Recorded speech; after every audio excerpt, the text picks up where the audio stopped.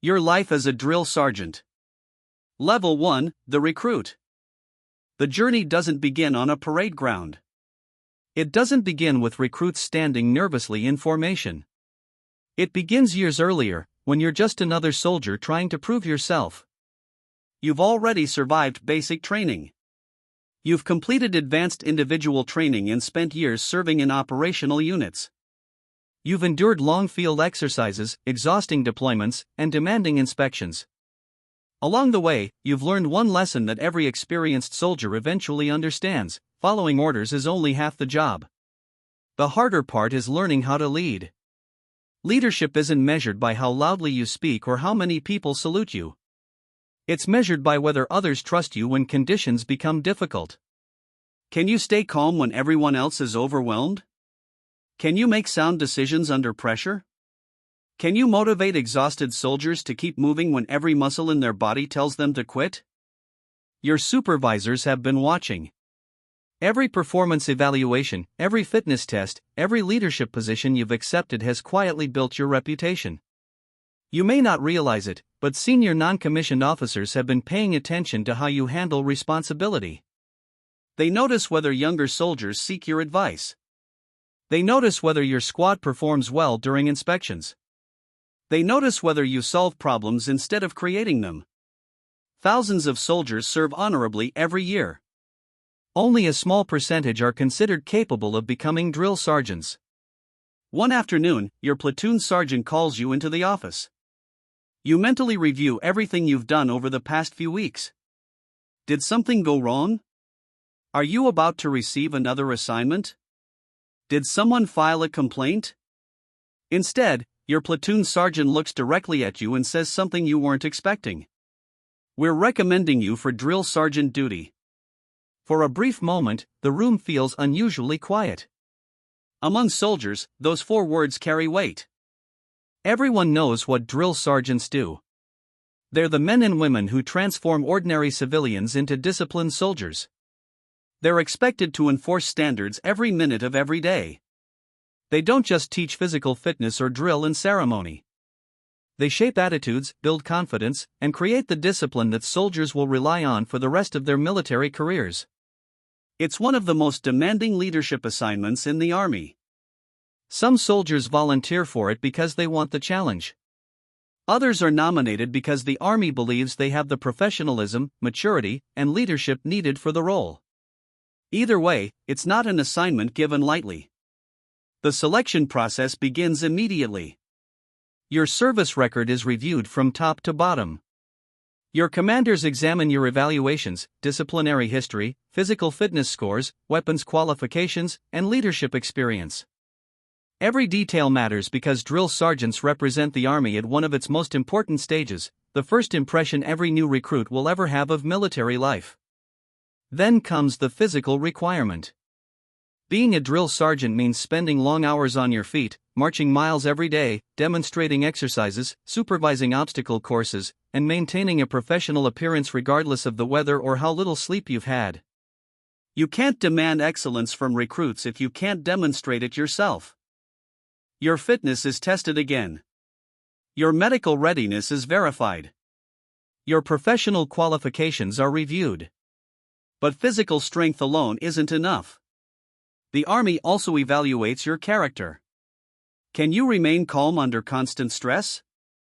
Can you correct mistakes without losing control of your emotions? Can you enforce standards fairly, without favoritism? Can you teach instead of simply criticize? Can you lead dozens of strangers from different backgrounds while maintaining discipline and respect?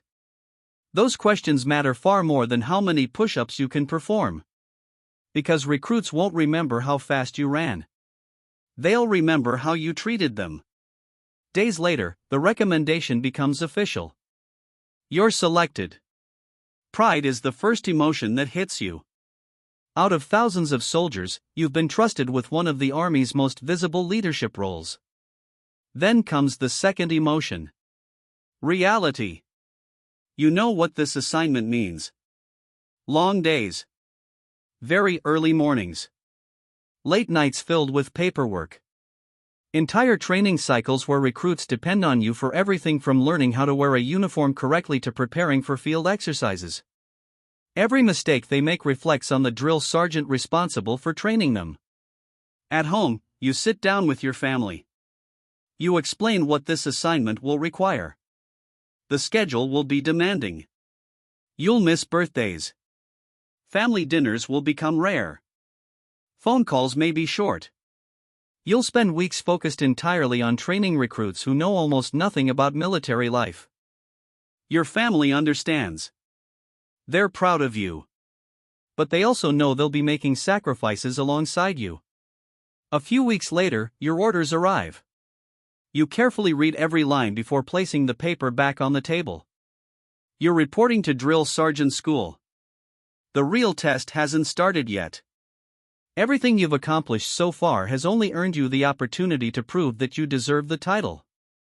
Ahead of you lies one of the toughest leadership schools in the Army. And by the time it's over, you won't just know how to follow standards. You'll be expected to become the standard. Level 2. Your first day begins long before sunrise. The alarm sounds while the rest of the installation is still asleep.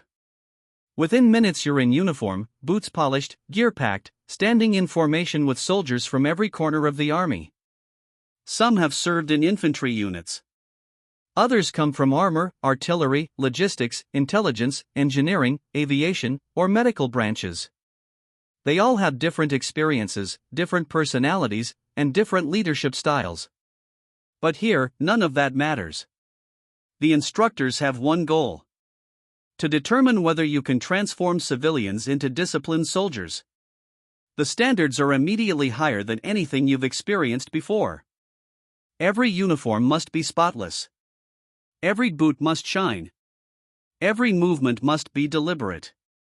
If your posture slips, you're corrected. If your bearing weakens, you're corrected. If your attention drifts for even a moment, you're corrected. The message is clear.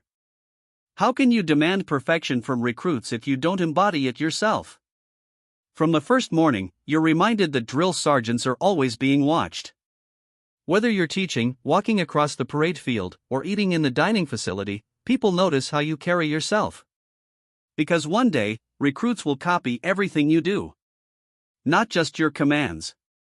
Your habits. Your discipline. Your attitude. If you're careless, they'll become careless. If you're professional, they'll learn professionalism. The responsibility begins before you've even earned the famous campaign hat.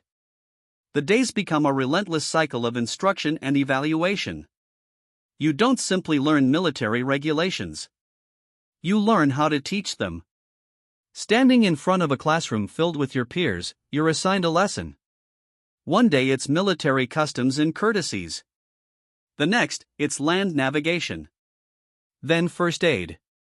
Weapons safety. Physical readiness. Drill and ceremony. It's not enough to know the material. You must explain it clearly, confidently, and accurately. Your instructors interrupt with difficult questions. What if a recruit doesn't understand? How would you explain it differently? What safety concerns did you miss? What happens if someone gets injured during this exercise? Every answer matters. Because someday, those won't be hypothetical questions. Real recruits will depend on you to keep them safe while preparing them for one of the world's most demanding professions. Then comes voice projection. Most people think drill sergeants are simply born with booming voices. They're not. Your instructors teach you how to command attention without destroying your vocal cords. You learn to project from your diaphragm, not your throat. You practice issuing commands across open fields until every word is sharp, clear, and impossible to misunderstand. Again. And again. And again. Hours later, your voice feels raw. Tomorrow, you'll do it all over again. Then comes drill and ceremony. Every pivot. Every salute. Every marching command. Every movement must be executed perfectly. You repeat the same sequences dozens of times until they're automatic. Because when 60 recruits are marching in formation, hesitation creates confusion. Confidence creates discipline. The physical training never slows down. You run. You conduct circuit workouts. You complete obstacle courses. You demonstrate every exercise exactly as recruits will be expected to perform it. The instructors aren't only testing your fitness. They're testing whether you can lead while exhausted. Anyone can motivate people when they're comfortable. Real leaders motivate others when they're tired, stressed, and under constant pressure. As the weeks pass, the school shifts from teaching skills to testing judgment. You're placed into realistic scenarios. A recruit refuses to follow instructions. Another is overwhelmed and wants to quit. Someone collapses during training. Two recruits start arguing with each other. You must respond immediately. Not with anger. Not with panic. With professionalism. The instructors observe every decision. Did you maintain control? Did you enforce standards fairly? Did you protect the recruit's safety? Did you communicate clearly? The loudest voice in the room isn't always the best leader. Sometimes, the most effective correction is calm, direct, and measured. That lesson surprises many candidates. Movies often portray drill sergeants as people who yell nonstop. Reality is far more complicated. The voice gets attention. Leadership earns respect. One afternoon, your class receives a history lesson. You learn that generations of drill sergeants have shaped soldiers who fought in conflicts across decades and around the world. Many recruits arrived unable to make a bed, march in formation, or handle the stress of military life. Weeks later, those same recruits stood together as disciplined teams. That transformation didn't happen by accident. It happened because drill sergeants refused to lower the standard. Now, you're expected to carry that tradition forward. As graduation approaches, the evaluations become even tougher. Every lesson is graded. Every leadership exercise is scrutinized. Every physical event demands maximum effort. Mistakes that might have been overlooked during the first week now draw immediate criticism. By this stage, you're expected to know better. The pressure is constant. Not because the instructors want you to fail. Because recruits deserve leaders who won't fail them. Finally, graduation day arrives. You stand in formation beside the soldiers who started this journey with you. Weeks ago, each of you arrived as experienced soldiers hoping to become instructors.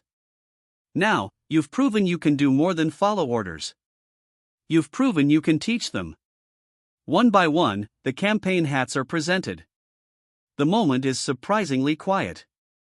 You hold yours in your hands before placing it on your head. It's more than a piece of uniform. It's a symbol recognized across the army. To recruits, it represents authority. To commanders, it represents trust. To former drill sergeants, it represents a responsibility that never truly ends. As the ceremony concludes, there's little time to celebrate. Orders are already waiting. Some of your classmates will travel to different training installations across the country. Others will remain where they are. But every destination has one thing in common.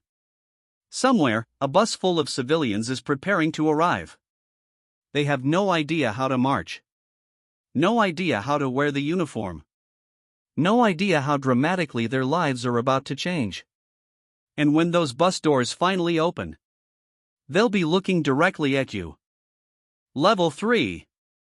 The wait is over. You stand on the edge of the reception area, campaign hat pulled low, hands behind your back. Around you, the other drill sergeants are silent. No one smiles. No one speaks. Then you hear it. The rumble of a bus engine. It slowly pulls to a stop. Inside are more than 50 civilians from every corner of the country. Just yesterday they were students, mechanics, cashiers, athletes, and office workers. Today, they're about to take their first step into military life. The doors hiss open. The recruits hesitate. Then your voice cuts through the silence. Move. Move. Move. Get off my bus. Within seconds, confusion takes over. Some grab the wrong bags. Some freeze in place. Others look around, unsure of where to go. That's exactly what you expect. The chaos isn't random, it's controlled.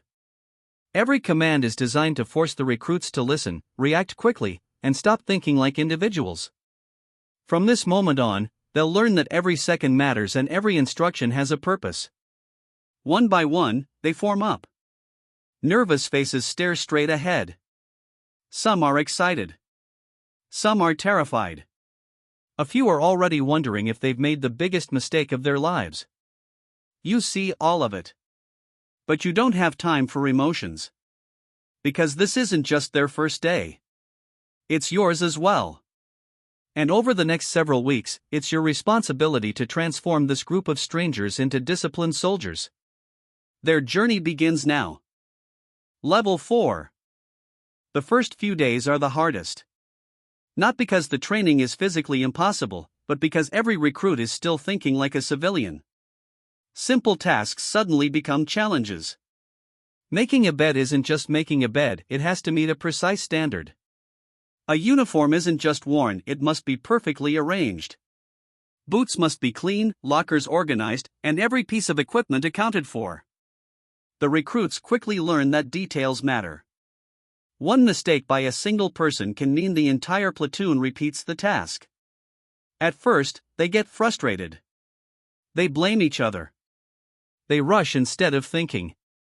That's when you step in. You remind them that the military isn't built on individual success, it's built on teamwork. If one soldier falls behind, everyone helps. If one person ignores the standard, everyone feels the consequences. Slowly, something begins to change. The recruits stop acting like strangers.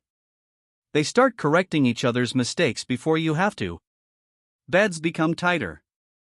Formations become straighter. Commands are answered louder. The chaos of day one begins to fade, replaced by discipline. They're no longer just learning how to follow orders. They're learning how to think, act, and work as soldiers. And this is only the beginning. Level 5. By now, the recruits know the routine. Before the sun rises, they're already awake. Physical training pushes their bodies to the limit. Breakfast is quick. Then it's straight into a full day of marching, classroom instruction, weapons training, obstacle courses, inspections, and endless repetition. Every minute has a purpose. As a drill sergeant, you're everywhere at once, correcting mistakes, teaching new skills, enforcing standards, and making sure no one falls behind.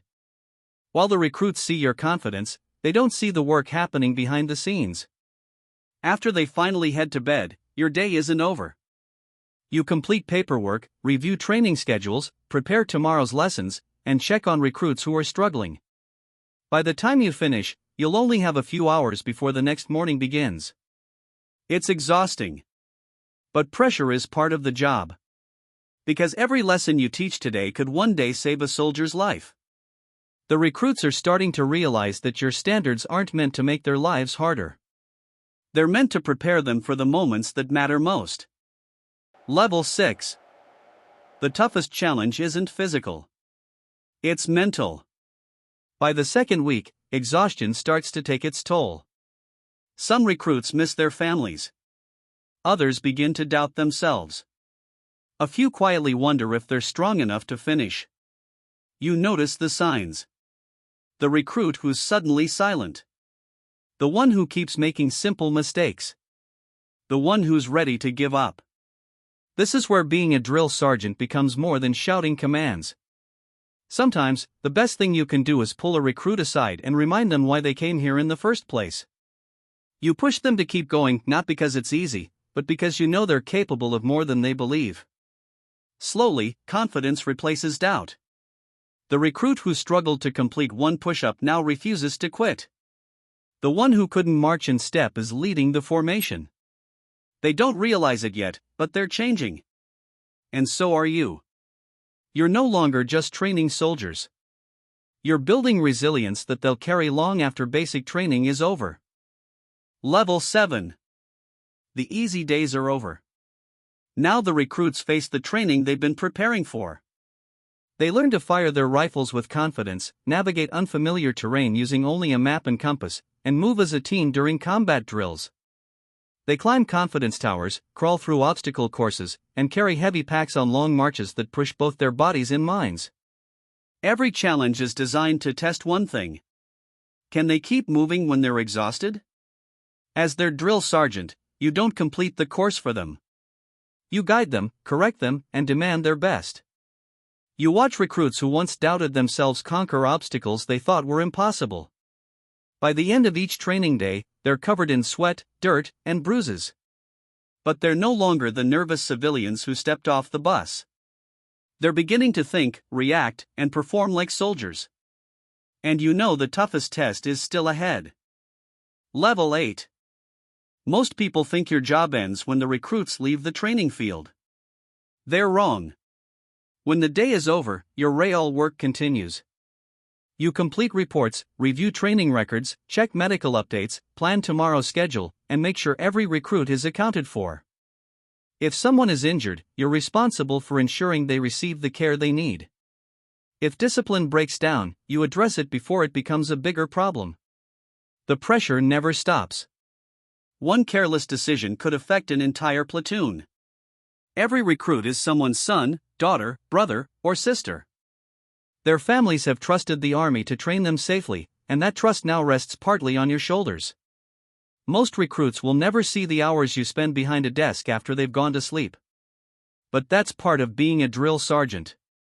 The best leaders often do their most important work when no one is watching. Level 9. Something has changed. The recruits no longer move out of fear. They move with confidence. The same people who once struggled to make their beds now prepare their equipment without being told. Formations are tighter. Commands are louder. They solve problems as a team instead of waiting for instructions. You notice it in the small moments. They encourage the slower recruits. They take pride in doing things the right way. They carry themselves like soldiers. Your voice isn't needed as often anymore. Not because the standards have changed, but because the recruits have changed. They've learned that discipline isn't about avoiding punishment, it's about doing the right thing even when no one is watching. For the first time, they stop seeing you as the person who made training difficult. They see you as the leader who never let them settle for less than their best. They've earned your respect. And without realizing it, you've earned theirs. Level 10. The parade field is silent. Families fill the stands, searching for familiar faces. Then your platoon marches onto the field. The same recruits who once struggled to stand in formation now move as one. Their uniforms are sharp, their confidence is unmistakable, and every step reflects weeks of discipline and determination. As the ceremony ends, families rush forward with hugs, smiles, and tears. They see proud soldiers. You see the journey. You remember the fear on day one, the long training days, the setbacks, and the moments when some nearly gave up. Now they're ready for the next chapter of their military careers. For a brief moment, you allow yourself to feel proud. Not because you created perfect soldiers, but because you helped ordinary people discover strengths they never knew they had. Then the parade field begins to empty. The celebration is over. You pick up your clipboard, adjust your campaign hat, and head back toward the reception area. Because another bus is already on its way. And your mission starts all over again.